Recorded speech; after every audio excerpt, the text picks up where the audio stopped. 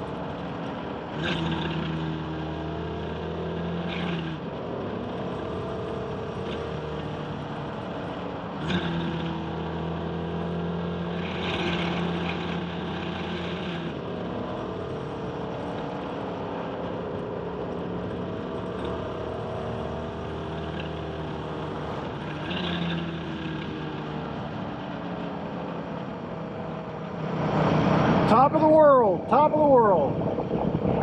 Downhill from here.